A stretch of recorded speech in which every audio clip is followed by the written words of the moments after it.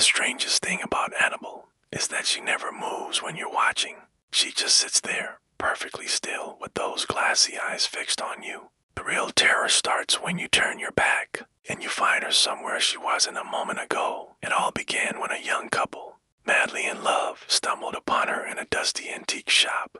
The shop owner, a man with eyes that had seen too much, gave them a stark warning. Some things, he said, don't belong to the living. They just laughed it off, thinking it was part of the old man's sales pitch. They took the doll home, a charming addition to their new life together, but the charm quickly faded. First night, the husband found her in the kitchen, propped up against the sugar jar. He'd left her in the living room. The next morning, she was back on the rocking chair, but her head was tilted slightly to the left as if listening. Soon deep, angry scratches appeared on their bedroom walls. Every night at midnight, the cloying, sweet smell of rotten flowers would fill the air. Then came the whispers of a child's voice, faint and chilling, echoing from the dark hallway. Their laughter turned to fear. One afternoon, they found Annabelle standing in the corner of the room, her little doll legs somehow supporting her weight. That's when they knew they needed help. They called a priest, a man of strong faith.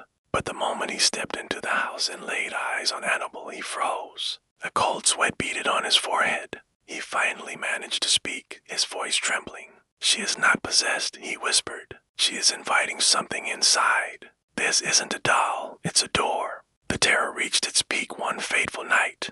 The couple went to bed only to find Annabelle sitting on their pillow facing them.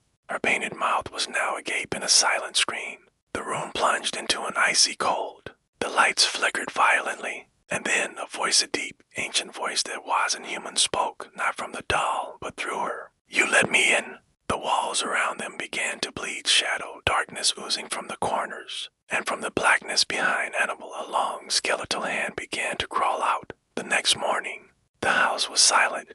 The couple was gone. Only the doll remained sitting innocently on the bed. And now, she sits in a glass case, a permanent resident in the Warrens Occult Museum, waiting. If this story made your skin crawl, like, share, and follow Hollow Voice for more true horror legends. Thanks for watching.